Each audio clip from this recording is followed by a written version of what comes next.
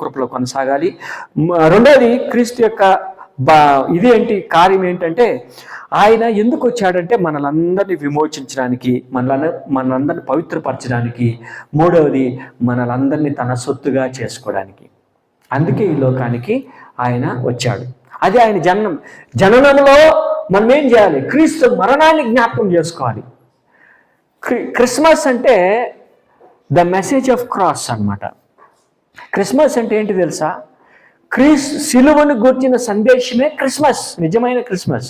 ఎందుకంటే ఆయన పుట్టకపోతే ఆయన ఈ త్యాగం చేసి ఉండేవాడు కాదు కదా.